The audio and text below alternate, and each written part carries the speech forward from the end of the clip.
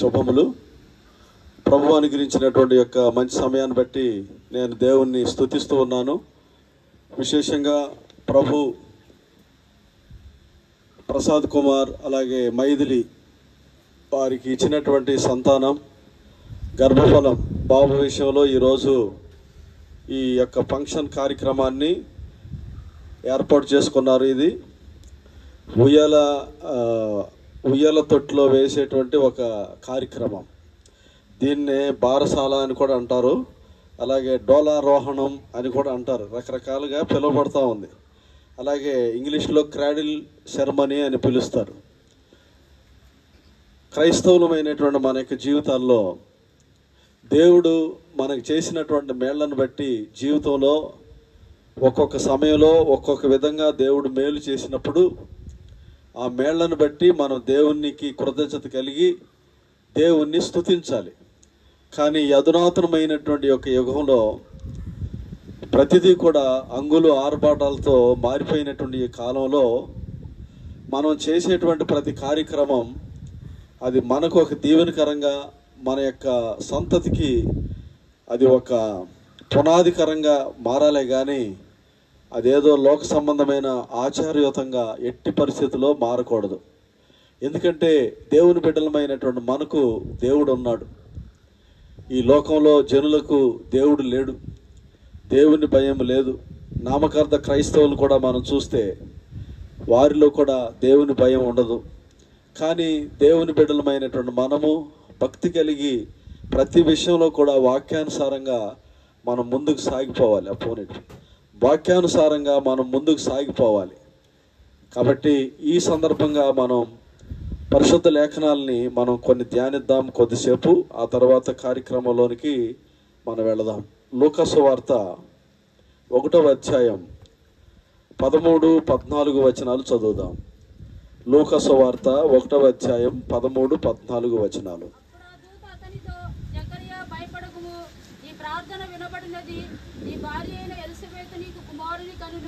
అతనికి యోహాను అని పేరు పెట్టుదువు. అతడు ప్రభు దృష్టికి గొప్పవాడై ద్రాక్షారసమైనను మద్యమునైన తాగక తన తల్లి గర్భమున పుట్టినది మొదలుకొని పరిశుద్ధాత్మతో నిండుకొనిన వాడై ఇశ్రాయేలులో అనేకులను ప్రభువైన వారి దేవుని వైపుకు త్రిప్పుడు. దేవుని నామానికి మహిమ కలుగును గాక. ఇక్కడ ఒక బిడ్డ పుట్టినప్పుడు తల్లిదండ్రులైనటువంటి ఎలిజబెత్ జకర్యాలకి దేవుని యొక్క దూత మాట్లాడుతున్నటువంటి ఒక సందేశం. జకర్యా, భయపడకుము, నీ ప్రార్థన వినబడినది. నీ భార్య అయిన ఎలిజబెత్ నీకు కుమారుని కనును. అతనికి యోహాను అని పేరు పెట్టుదువు. అతడు ప్రభు దృష్టికి గొప్పవాడై ద్రాక్షారసమునైనను మద్యమునైనను త్రాగక తన తల్లి గర్భమున పుట్టినది మొదలుకొని పరిశుద్ధాత్మతో నిండుకున్నవాడై ఇశ్రాయేలీయుల్లో అనేకులను ప్రభువైన వారి వైపుకు త్రిప్పును. ఒక బిడ్డ పుట్టినప్పుడు ప్రతి తల్లిదండ్రులు కానీ, పెద్దలు కానీ, బంధువులు కానీ ఆ బిడ్డ యొక్క భవిష్యత్తు గురించి ఆలోచిస్తారు. ఈ బిడ్డ బాగుండాలి, ఈ బిడ్డ యొక్క రాబోనటువంటి దినాల్లో బిడ్డ దీవించబడాలి. మనం చేసేటువంటి ఈ యొక్క ప్రతి కార్యక్రమంలో కూడా ఫ్యూచర్ అనేది అవసరం. భవిష్యత్ కాలం గురించి ఎవరైతే భవిష్యత్తు గురించి, రాబో దినాల గురించి ఆలోచించి తమ యొక్క జీవితాల్లో ముందు అడుగులు వేస్తూ ఉంటారో వారి యొక్క కుటుంబాలు పదిలంగా స్థిరంగా ఉంటాయి, కదిలించబడవు. కాబట్టి ఇక్కడ యోహాను పుట్టినప్పుడు, బాప్తిస్మ యోహాను పుట్టినప్పుడు జరిగినటువంటి సందర్భాన్ని మనం చదువుతున్నాం.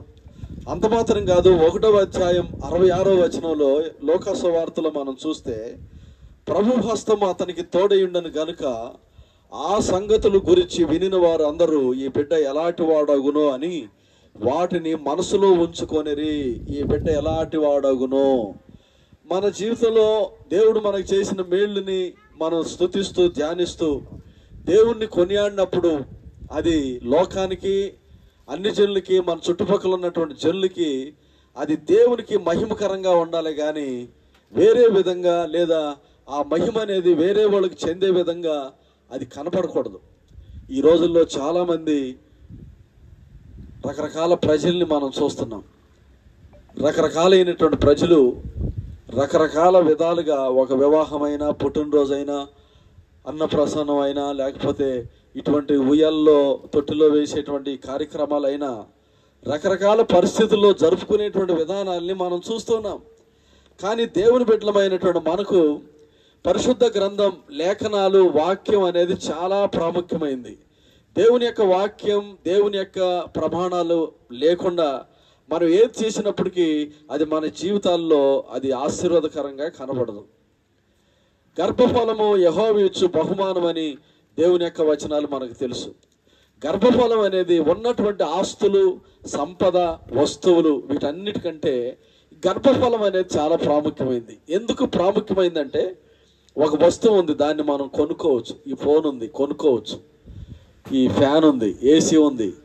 ఏ వస్తువులైనా మనం కొనుక్కోవచ్చు డబ్బుంటే. ఇల్లు కట్టుకోవచ్చు, పొలం కొనుక్కోవచ్చు, కారు కొనుక్కోవచ్చు, వాహనం కొనుక్కోవచ్చు. కానీ బిడ్డల్ని కొనుక్కోలేం. సంతానాన్ని నీ సొంతగా నీవు కొనుక్కోలేవు. డబ్బున్నంత మాత్రాన, నీవు జ్ఞానమైనంత మాత్రాన, నీకు తెలివితేటలు ఉన్నంత మాత్రాన నీవు సంతానాన్ని కొనుక్కోలేవు. సంతానం అనేది ఒక కండిషన్. దేవుడు కండిషన్ పెట్టాడు, అది యెహోవా ఇచ్చు బహుమానం, అంతే. కాబట్టి ఆశీర్వాదాల్లో సంతానం అనేది ఒక ప్రత్యేకమైనది, దేవుడే ఇచ్చాడు.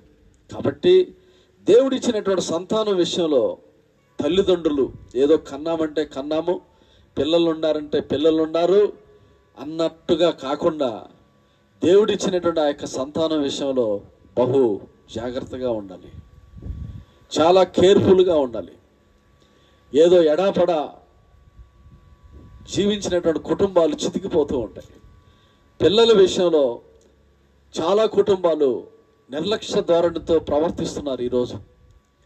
వాళ్ళకల్లా కావలసింది డబ్బు, హోదా, ఆస్తి, అంతస్తు, పేరు, ప్రఖ్యాతులు, మాట పడరు, ఇట్లాంటి కనపడుతున్నాయి. కానీ పిల్లల విషయంలో మాత్రం చాలా కేర్లెస్గా కనపడుతున్నారు దేవుని బిడ్డలారా.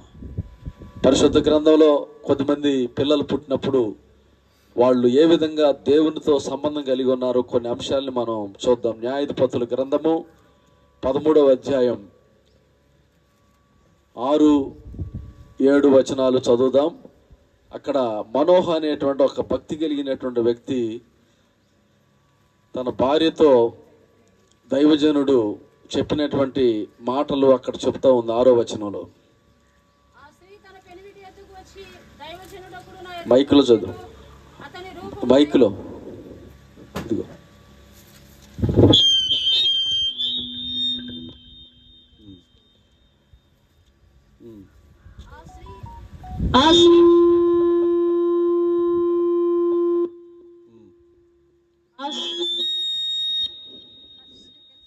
సార్ ఆపే.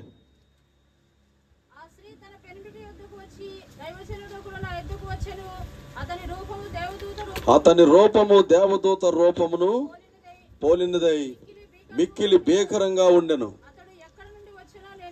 అతడు ఎక్కడి నుండి వచ్చానో నేను ఎరగలేను. అతడు నా పేరు నాతో చెప్పలేదు. నీవు గర్భవతి అయి కుమారుని కందువు,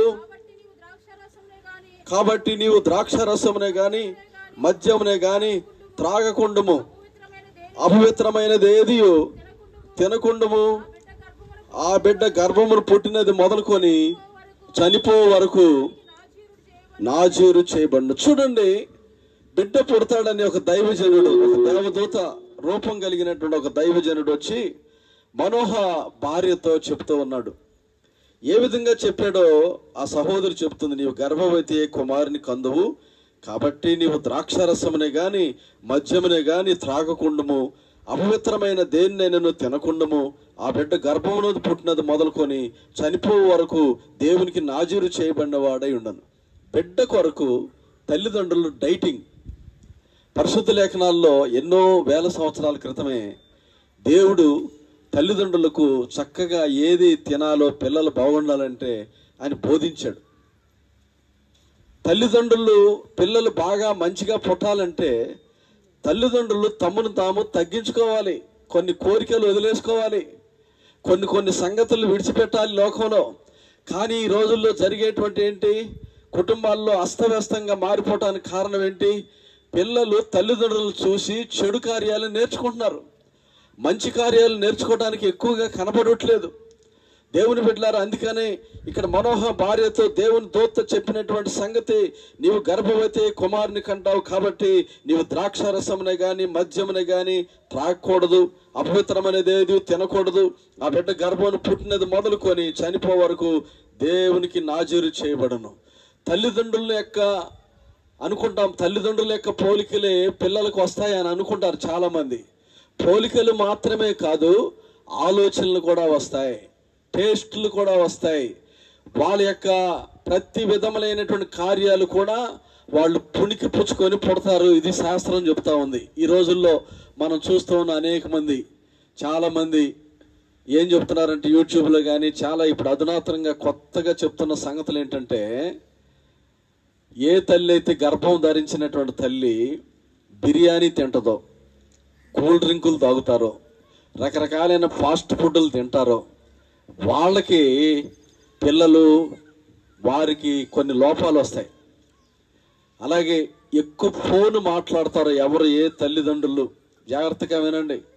ఏ తల్లిదండ్రులు అయితే బిడ్డలు పుట్టే ముందు, గర్భం వచ్చే ముందు ఫోన్లు ఎక్కువగా మాట్లాడతారో, కీచులాటలు, గొడవలు, అబద్ధాలు, రకరకాలైన కార్యక్రమాలన్నీ ఎవరిలైతే ప్రవేశిస్తాయో, మీకు గర్భం వస్తుంది కదా, ఆ గర్భంలో కూడా ఇవన్నీ జ్వరపడతాయని ఈరోజు శాస్త్రం నిరూపించింది.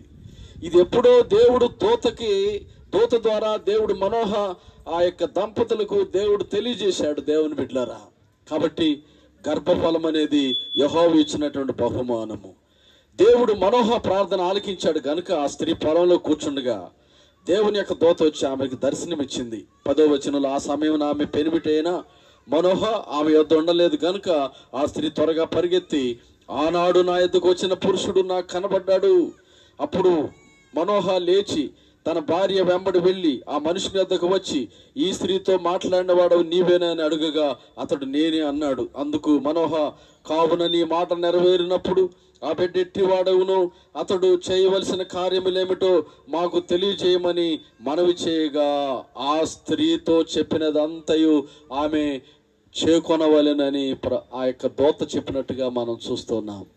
కాబట్టి బిడ్డల విషయంలో నిజంగా దేవుడు ఇక్కడ టీచ్ చేస్తున్నాడు. ఏ విధంగా పెంచాలో, ఏ విధంగా ఉండాలో, ఏ విధంగా వాళ్ళని పెంచి పోషించాలో అనేటువంటి విషయాల్ని అక్కడ తెలియజేయబడతా ఉంది. కాబట్టి తల్లిదండ్రులే ప్రధానంగా పిల్లల విషయంలో వాళ్ళు చాలా విషయాలు మార్చుకోవాలి, దైవికంగా ఎదగాలి, దేవుని మార్గంలో నడుచుకోవాలి. అప్పుడు మాత్రమే ఆ పిల్లలు దేవుని యొక్క ఉద్దేశం వాళ్ళ మీద నెరవేరుతుంది. కొన్ని సమయాల్లో మనం దేవుని చిత్తం చేయలేకపోవచ్చు. నా తల్లిదండ్రులు నన్ను కనినప్పుడు వాళ్ళు దేవుని చిత్తం చేయలేకపోవచ్చు, వాళ్ళు దేవుని దుఃఖపెట్టి ఉండవచ్చు. కానీ నన్ను మంచిగా పెంచినట్లయితే నేను దేవుని యొక్క చిత్తాన్ని చేయగలను. నన్ను మంచిగా తల్లిదండ్రులు పెంచారు కాబట్టి ఈరోజు దేవుని యొక్క చిత్తం అనేది నాలో జరుగుతుంది. అలాగే ప్రతి తల్లి తండ్రి కూడా కొన్ని తప్పులు చేయవచ్చు, దేవునికి దుఃఖం కలుగు చేయవచ్చు, దేవునికి దూరంగా ఉండవచ్చు. కానీ నీకు ఇచ్చినటువంటి బిడ్డల విషయంలో ఆ తప్పులు చేయొద్దు, వాళ్ళతో తప్పులు చేయించొద్దు. అప్పుడు ఏమవుతుందంటే నీలో జరగవలసినటువంటి ఆ యొక్క క్రియ దేవుడు ఏదైతే అనుకున్నాడో అది నీ సంతానం ద్వారా దేవుడు జరిగిస్తాడు. హల్లెలూయా, హల్లెలూయా. దేవుని బిడ్డలారా, బైబిల్ గ్రంథంలో మరొక తల్లిదండ్రుల గురించి మనం చూద్దాం. ఆదికాండము 4వ అధ్యాయం 25వ వచనంలో చూసినట్లయితే అక్కడ ఒక దంపతులను మనం చూస్తున్నాం, యాకోబు లేయా. అదేనా, చదవండి. ఎస్, ఆదాము మరలా తన భార్యను కూడినప్పుడు కుమారుని కని కయీను చంపిన ఏబేలుకు ప్రతిగా దేవుడు నాకు మరి ఒక సంతానం ఇచ్చాడని షేతు అని పేరు పెట్టాడు. షేతునకు కూడా కుమారుడు పుట్టాడు, అతనికి ఎనోష్ అని పేరు పెట్టాడు. షేతుకి కుమారుడు పుట్టాడు, అంటే ఆదాము యొక్క మనమడు. షేతుకి కుమారుడు పుట్టినప్పుడు ఏం జరిగింది? అతనికి ఎనోష్ అని పేరు పెట్టాడు. అప్పుడు యెహోవా నామమున ప్రార్థన చేయడం ఆరంభమైంది. ఎనోష్ పుట్టినప్పుడు ఆ ఇంట్లో ఏం బిగినైంది?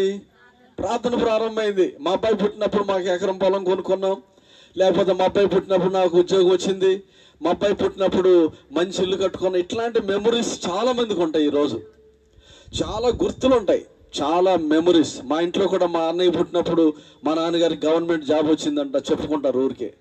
నేను పుట్టినప్పుడు మా అమ్మ బాప్తీసం తీసుకుందంట. ఇవన్నీ మెమరీ గుర్తుగా ఉండిపోతాయి అన్నమాట.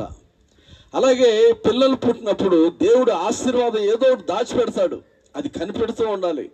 ఏమి ఇచ్చాడో, ఏమి ఇవ్వబోతున్నాడో. ఇక్కడ చూడండి, ఎనోషు పుట్టినప్పుడు, షేతుకి ఎనోషు పుట్టినప్పుడు యెహోవా నామమున ఏమైంది? అప్పటిదాకా ప్రార్థన లేనోళ్ళు, అప్పటిదాకా గుడికి వెళ్ళనోళ్ళు, అప్పటిదాకా బైబిల్ చదవనోళ్ళు, సీరియళ్ళు, సినిమాలు, ఇవన్నీ షికారులు తిరుగుతూ కూర్చున్నటువంటి వాళ్ళు ఎప్పుడైతే ఆ బిడ్డ పుట్టాడో వెంటనే వాళ్ళ జీవితం సెట్ రైట్ అయింది.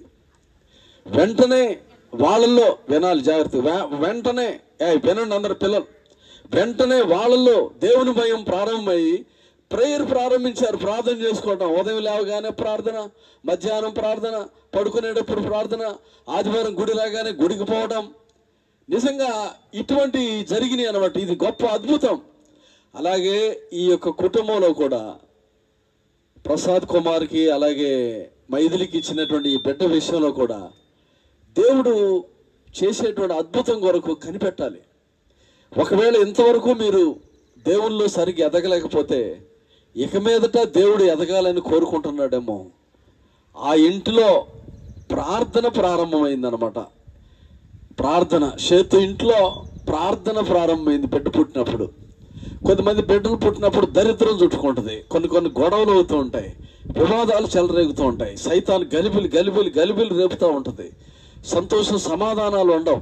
వీళ్ళు గుడికి దూరంగా ఉంటారు, ప్రార్థనకు దూరంగా ఉంటారు, దేవుని కార్యాలకు దూరంగా ఉంటారు. కానీ పిల్లల విషయంలో చాలా మంచిగా కేర్ టేకర్స్గా ఉంటారు. చక్కగా, చాలా ఇంట్రెస్ట్గా, చాలా ప్రతిదీ గమనిస్తూ ఉంటారు. కానీ దరిద్రం ఏంటో కానీ దేవుడికి దూరం అయిపోతూ ఉంటారు. కొన్ని క్రైస్తవ కుటుంబాల్లో ఇట్లాంటి సైతాను క్రియలు తాండవిస్తూ ఉన్నాయి. పిల్లలే దేవుడిగా పరిగణిస్తూ ఉంటారు, కానీ దేవుని సన్నిధికి దూరం అవుతారు. కానీ ఈ కుటుంబంలో అలా కాదు. ఎనోషు పుట్టిన వెంటనే ఏం ఆరంభమైందంట? ప్రార్థన ఆరంభమైంది. హల్లెలూయా! ప్రార్థన ఆరంభమైంది. వాళ్ళలో దైవికమైన కార్యం, దేవుని యొక్క పని, దేవుని యొక్క క్రియ, దేవుడు ఏదైతే ఎదురు చూస్తున్నాడో నీ ఇంటిలో జరగాలని, అది నీ సంతానం ఇవ్వటం వలన దాన్ని బట్టి ఆరంభించేటువంటి దేవుడు మన దేవుడు. కాబట్టి దానిని మనం కనిపెడుతూ ఉండాలి. ఇంకొక ఫ్యామిలీ గురించి కూడా బైబిల్లో రాయబడింది. ఇదే ఆదికాండం 29వ అధ్యాయం 31వ వచనంలో. అక్కడ ఏం ఆరంభమైందో మనం చూద్దాం. యాకోబు భార్య లేయా, 29:31 నుండి. లేయా ఏమైందంట? ద్వేషించబడుట యెహోవా చూచి ఆమె గర్భాన్ని తెరిచాడు. లేయా యాకోబు భార్య ద్వేషించబడింది. ఆమె అందంగా ఉండదని, చక్కగా ఉండదని, అలా ఉండదు ఎలా ఉండదని ఆమెను చీల్చి చెండాడారు ఇంట్లో వాళ్ళు. కానీ దేవుడు ఆమె మీద దయ చూపించాడు. 32వ వచనంలో లేయా గర్భవతి అయి కుమారుని కని, యెహోవా నా శ్రమను చూచి ఉన్నాడు గనుక నా పెనిమిటి నన్ను ప్రేమించును కదా అని అనుకొని అతనికి రూబేన్ అని పేరు పెట్టింది. అలాగే ఒక్కొక్క కుమారుడు పుట్టాడు. ఇప్పుడు చివరిలో 4వ కుమారుడు పుడతాడు కదా, అతని పేరేంటి? యోధ. ఆ వచనం చదవండి.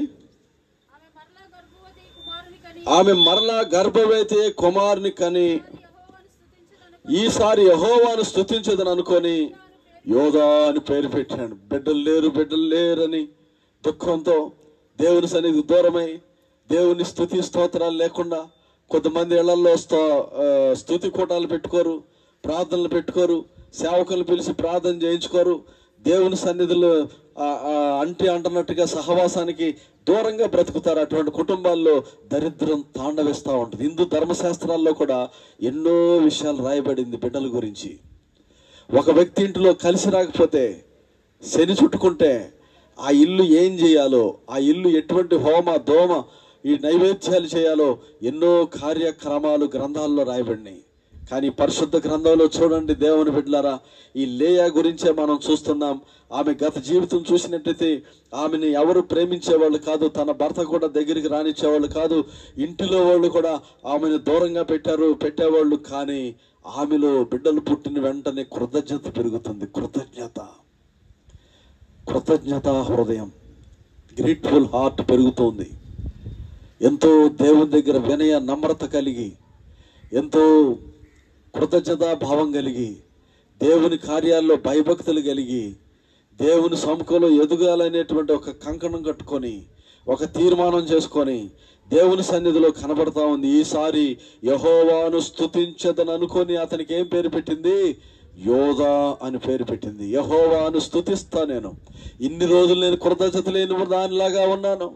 ఇన్ని రోజులు నేను దేవుణ్ణి స్తుతించలేకపోయాను, దేవుని కొరకు ఏమీ చేయలేకపోయాను, దేవుని నిమిత్తం ప్రయాసపడలేకపోయాను, దేవుని సన్నిధికి వెళ్ళలేకపోయాను. నా హృదయం కాఠిన్యం అయిపోయింది, నా హృదయం అనేది చేదుతో నిండిపోయింది, నా హృదయం గలిబిలితో ఉంది. ఇక మీదట అలా ఉండకూడదు, నేను దేవుణ్ణి స్తుతించాలి అనుకుంది. దేవుణ్ణి స్తుతించడం ప్రారంభించింది. ఆ రోజు స్తుతులు స్తోత్రాలు చెల్లించడం అనేది దేవుని దగ్గర ఆమె ప్రారంభించింది. యోధా అని పేరు పెట్టింది. దేవుని బిడ్డలారా, మీ కుటుంబాల్లో కూడా బిడ్డలు పుట్టినప్పుడు, సంతానం కలిగినప్పుడు మీరు ఎటువంటి నిర్ణయాలు తీసుకుంటున్నారు? పిల్లలు పుట్టగానే, కొద్దిమందికి ఆడపిల్లకి పుట్టగానే భయం వేసేస్తుంది. ఆడపిల్ల పుట్టగానే అమ్మో పిల్లకి పెళ్లి చేయాలి, అది చేయాలి, ఇది చేయాలి. ఆ మగపిల్లవాడు పుట్టగానే సంతోషం, సంబరం. ఇది ఈరోజు జరుగుతున్నటువంటి కల్చర్. దేవుని భయం లేని వాళ్ళలో ఇట్లాంటి భయాలు, ఆందోళనలు కలుగుతూ ఉంటాయి. నిజంగా దేవుడు మీకు బిడ్డలను సంతానం ఇచ్చినప్పుడు ఆ సంతానం విషయంలో మనోహ వలె, అలాగే లేయా వలె, అలాగే ఎనోష వలె మనం కూడా దేవుని సన్నిధిలో ఆయా సమయాల్లో దేవుని సన్నిధిలో ప్రార్థించి, దేవుని స్తుతించి ఘనపరిచినప్పుడు దేవుడు ఆటోమేటిక్గా ధనవంతులుగా మారుస్తాడు. ఇంకొక ఆమె గురించి చూద్దాం. నిర్గమకాండం 2వ అధ్యాయంలో మోషే తల్లిదండ్రులు వాళ్ళ యొక్క పరిస్థితులు ఎలా ఉండేవో బైబిల్ గ్రంథంలో చక్కగా రాయబడింది. నిర్గమకాండము అది 2వ అధ్యాయం మొదటి నుండి చదివితే, వివాహం చేసుకొనెను. ఆ స్త్రీ గర్భవతి కుమారుని కని వాడు సుందరుడైయుండుట చూచి 3 నెలలు వాని దాచెను. 3 నెలలు దాచెను. తర్వాత ఆమె వాని దాచలేక వాని కొరకు ఒక జమ్ము పెట్టె తీసుకొని దానికి జిగటమన్నును కీలును పూసి అందులో పిల్లవాడిని పెట్టి ఏటి ఒడ్డున జమ్ములో దానిని ఉంచగా. చాలండి, దేవునికి స్తోత్రాలు. ఆ రోజుల్లో ఇశ్రాయేలు చరిత్ర చూస్తే భయంకరమైనటువంటి కాలం అది. ఇశ్రాయేలుని ఫరో బానిసత్వంలో ఏలుబడి చేస్తున్నాడు, వెట్టి చాకిరీ చేయిస్తున్నాడు, వాళ్ళతో పని చేయిస్తున్నాడు. తక్కువ అన్నం పెట్టి 2 ఇడ్లీ పెట్టి 24 గంటలు పని చేయమంటున్నాడు. ఇంత అన్నం పెట్టి రోజంతా కష్టపడమంటున్నాడు. పని చేయకపోతే వెనకాల కొరడాలతో కొడతా ఉంటారు. అది వెట్టి చాకిరీ. అట్లాంటి కఠోరమైన పరిస్థితి. ఇశ్రాయేలు సంతానం పెరుగుతూ ఉంది. పెరిగిపోతున్నటువంటి కాలంలో ఏ మగబిడ్డ కూడా బతకూడదు, చంపేయాలి. అట్లాంటి ఒక కంకణం కట్టుకొని మూర్ఖుడై ఆజ్ఞ జారీ చేశాడు ఆ దేశంలో, ఐగుప్తులో. అటువంటి పరిస్థితుల్లో మోషే తల్లి గురించి రాయబడింది. ఆ స్త్రీ గర్భవతి అయి కుమారుని కని వాడు సుందరుడై ఉండట చూచి 3 నెలలు వానిని దాచింది. 3 నెలలు. జాగ్రత్తగా వినాలి తల్లులు, తండ్రులు. నేను చెప్పే విషయాలు చాలా లోతుగా ఉంటాయి. మోషే తల్లి మోషేని ఎన్ని నెలలు దాచింది? పుట్టినది మొదలుకొని 3 నెలలు దాచిపెట్టింది. ఎందుకు దాచింది? బయట పరిస్థితులు బాగాల. ఇప్పుడు ఎండ వస్తే ఎండలో తీసుకెళ్ళరు పిల్లల్ని, వర్షం వస్తే వర్షం తీసుకెళ్ళరు, చలి వస్తే దుప్పటి కప్పుతూ ఉంటారు, ఎంతో జాగ్రత్త తీసుకుంటూ ఉంటారు. కానీ పనికి మాలిన లోకంలో, దుష్ట లోకంలో, ఈ చుట్టుపక్కల ప్రజల యొక్క ప్రభావాలు పడకుండా దుష్ట సాంగత్యము మంచి నడవడిని చెరుపునని రాయబడింది. ఇటువంటి కాలంలో నీ పిల్లలను నీవు ఏ విధంగా దాచిపెడుతున్నావు అది పరిశీలించుకోవాలి. భయంకరమైన కాలం. సైతానుడు ఎవరిని మిరుగుదనని తిరుగులాడుచున్నటువంటి ఈ కాలంలో నీ సంతానం విషయంలో నీవేం చేస్తున్నావు? ఈ తల్లి అయితే 3 నెలలు దాచిపెట్టేసింది. ఇంకా ఏం చేసింది? అక్కడ ఒక జమ్ము పెట్టె తీసుకొని 3వ వచనంలో దాసలకి వచ్చేస్తున్నారు సిపాయిలు, బందిపోట్లు, వాళ్ళు వచ్చేస్తున్నారు. మగపిల్లవాడు ఎక్కడున్నాడు అక్కడున్నాడు అని చెప్పి లాగేసి అప్పటికే ఎంతో మంది తల్లులు సంఖలో ఉన్నటువంటి పాలు తాగేటువంటి చిన్నపిల్లలు కూడా లాగేసి వాళ్ళు నశింపజేశారు. 3 నెలలు దాచింది. ఇక దాచలేక చూడండి ఆ తల్లి ఏం చేసింది, వాని కొరకు ఒక జమ్ము పెట్టే తీసుకొని దానికి జిగట మన్నును కీలును పూసి అందులో ఆ పిల్లవాడిని పెట్టి, చూడండి తల్లి యొక్క ప్రేమ, తల్లి యొక్క భారం, బాధ్యత, ఒక జమ్ము పెట్టి చూసింది. ఆలోచన. దేవుడు కూడా దైవికంగా నీవు నడిచినట్లయితే తల్లిదండ్రులు, దేవుడు ఆయా క్లిష్ట సమయాల్లో, క్లిష్ట పరిస్థితుల్లో మంచి ఆలోచనలు ఇస్తాడు మీ పిల్లల గురించి. మీకు తెలుసో తెలవదో కానీ ఇంచుమించు ఒక 70% మంది క్రైస్తవ తల్లిదండ్రులు పిల్లలు పెద్దవాళ్ళు అయిన తర్వాత హై స్కూల్ స్టేజ్లో వచ్చినాక తలలు పట్టుకొని కూర్చుంటున్నారు. తలలు పట్టుకొని పిల్లల విషయంలో మాట వినట్ల. కల్చర్ చేంజ్ అయిపోయింది. చిన్నపిల్లలు ఫోన్ లేకపోతే అన్నాలు తినట్లేదు.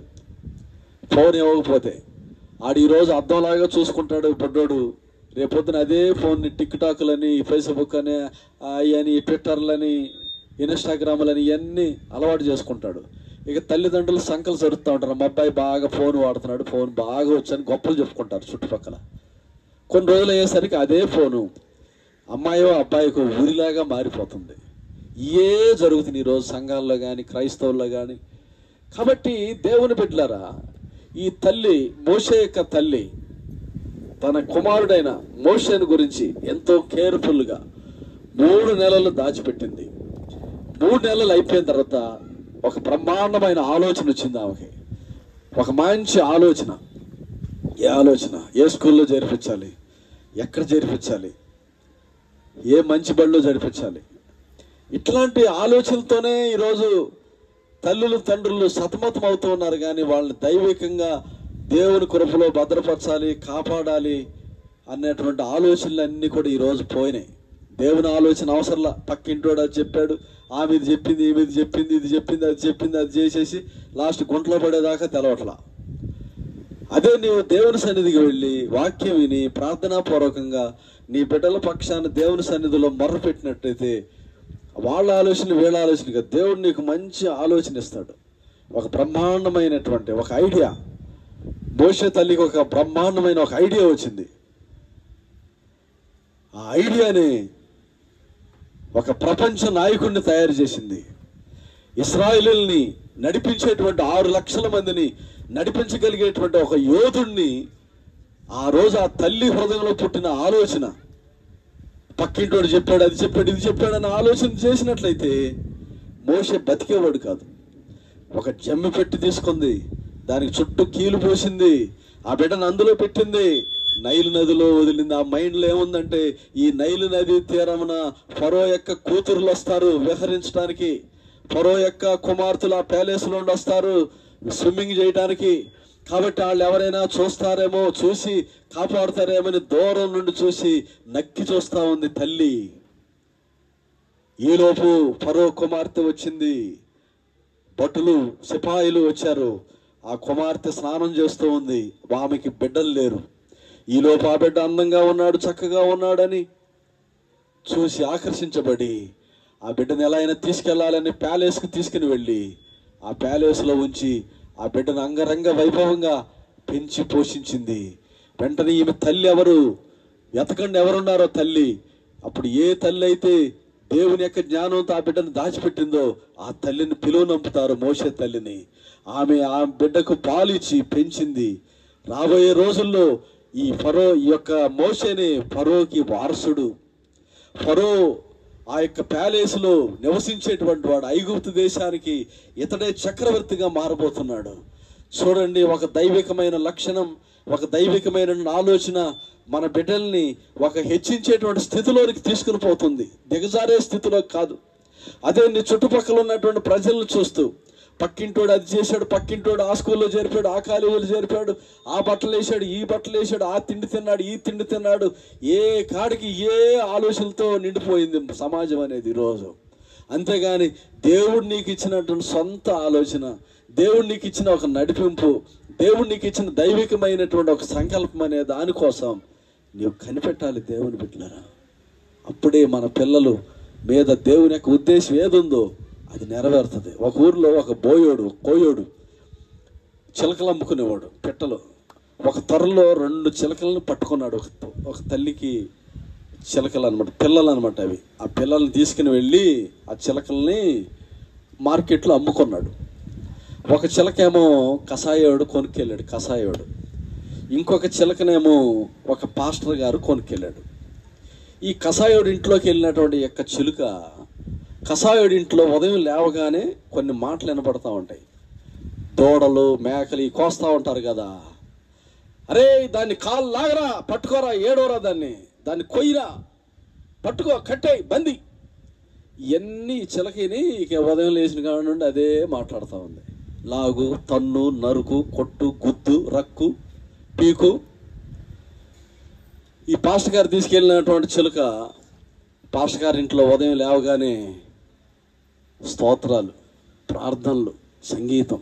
ఎవరైనా ఇంటికి వచ్చారా, ప్రైజ్ లార్డ్, రండి కూర్చోండి, డాడీ స్నానం చేస్తున్నారు, మమ్మీ వంటగదిలో ఉంది, కూర్చోండి, మంచినీళ్ళు తాగుతారా, ఇట్లాంటి మంచి పదాలు నేర్చుకుంది. చూడండి, ఒకప్పుడు 2 చిలుకలు ఒకే తల్లి కడుపులో పుట్టాయి.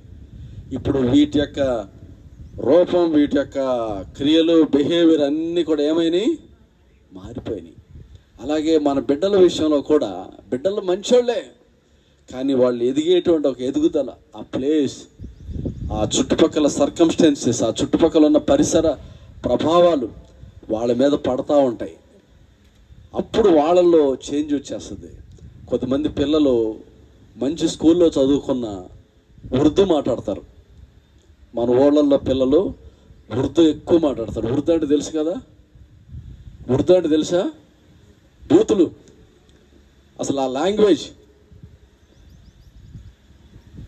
ఒక ఇంటికి వెళ్ళా, నూజివీడులో, విశ్వాసులు కదా, ప్రార్థన చేయటానికి వెళ్ళి కూర్చున్నా. ముగిస్తాను ఒక 5 నిమిషాల్లో. కూర్చేసారు, కూర్చున్నా. కాఫీ తీసుకొస్తాను ఉండండి ఆ ఇంట్లో ఉన్న సిస్టర్ చెప్పింది. సరే కూర్చొని ఈలోపు ఒక బొడ్డోడు పరిగెత్తుకుంటూ వచ్చాడు. 6 ఏళ్ళు ఎంత ఉంటాయి ఆడికి. ఆడు చూడండి ఎక్కేసాడు పైకి, కుర్చీ పైకి ఎక్కేసి, అక్కడ మనసు ఉంటే ఎక్కేసి దొరిక్కమని దూకాడు. బా కొడుకు, ఎంత మంచి కొడుకు. బిహేవియర్. డబ్బులు పోసి కాన్వెంట్లో మంచి మంచి కార్పొరేట్ స్కూల్లో చదివిస్తారు, కానీ బిహేవియర్ నేర్పరు. పెద్దోళ్ళు వచ్చినప్పుడు ఎలా ఉండాలో, పాస్టర్లు వచ్చినప్పుడు, దైవ సేవకులు ఇంటికి వచ్చినప్పుడు ఏ విధంగా ఉండాలో, ఆ యొక్క అప్రోచ్ అనేది నేర్పరు. ఇంకొక ఊర్లో ఒక ఇంటికి వెళ్ళా. పాప మా సహోదరి, అది చదువుకున్న వాళ్ళ కుటుంబం, మంచి ఎడ్యుకేటెడ్ ఫ్యామిలీ. సరే బ్రదర్ వచ్చారు కదా అని ఆమె వెళ్ళి ఒక మంచి భోజనం పకోడీ వేసుకొని తీసుకొచ్చింది. రొయ్యల పకోడీ గుమగుమలాడుతుంది. నాకు తినాలనిపించింది. ఈలోపు బొడ్డోడు ఎక్కడి నుండి వచ్చాడు, పరిగెత్తుకొచ్చాడు. వచ్చేసి లాగేసుకొని తినేశాడు. ఆ పెట్టిన రోగులోకి వెళ్ళింది. ఆమె ఏమనుకుంటుంది, నేను తినేశాను అనుకుంటుంది. ఇట్లాంటి సంతానం, సర్ప సంతానం. దీని అంతటికి మనం అడ్డుకట్టేయాలంటే పిల్లలు మంచోళ్ళే, వాళ్ళని దైవికంగా మనం నడిపించాలి. దేవుని కృప ద్వారా వాళ్ళని పెంచాలి. దేవుని బిడ్డలారా, యోహాను పుట్టినప్పుడు నిజంగా ఆ తల్లిదండ్రులు చూడండి, నీ ప్రార్థన వినబడింది, నీ భార్యను ఎలిజబెత్, నీ కుమారుని కనును, అతనికి యోహాను అని పేరు పెట్టదు, అతడు ప్రభు దృష్టి గొప్పవాడై ద్రాక్షరసమైన మద్యమైన తాక తన తల్లి గర్భం పుట్టినది మొదలుకొని పరిశుద్ధాత్మతో నిండుకొన్నవాడై ఇశ్రాయేలీయులు అనేకులను ప్రభు అయిన వారిని వైపు, దేవుని వైపు త్రిప్పును అని వాగ్దానం చేయబడింది. కాబట్టి దేవుని బిడ్డలారా, మన బిడ్డల మీద దేవుని యొక్క వాగ్దానం అనేది ఉంటుంది. ఆ వాగ్దానం కొరకు మనం కనిపెట్టాలి. బైబిల్లో ఎన్నో అమూల్యమైన వాగ్దానాలు ఉన్నాయి. ప్రతిరోజు తల్లిదండ్రులు పిల్లల కొరకు ప్రార్థన చేయాలి. పిల్లల కొరకు ఏం చేశామో అనే దానికంటే వాళ్ళని దైవికంగా ఏ విధంగా పెంచి పోషించాలి, ఏ విధంగా నడిపించాలి, ఏ విధంగా దేవుని గుడిలో వాళ్ళు ఎదిగే విధంగా మనం చేయాలి అని వాళ్ళ గురించి ఒక మంచి ఆలోచన కలిగి ముందుకెళ్ళినట్లయితే దేవుడు మనకి ఇచ్చినటువంటి సంతానాన్ని దేవుడు దీవిస్తాడు. అలాగే ఈ మధ్యాహ్న సమయమందు దేవుడు ప్రసాద్ కుమార్కి మైథిలికి ఇచ్చినటువంటి ఆ గర్భ ఫలం విషయంలో దేవుని యొక్క కృప, దేవుని యొక్క ఆశీర్వాదాలు ఆ బిడ్డ మీద దేవుడు అనుగ్రహించును గాక. ఆమెన్.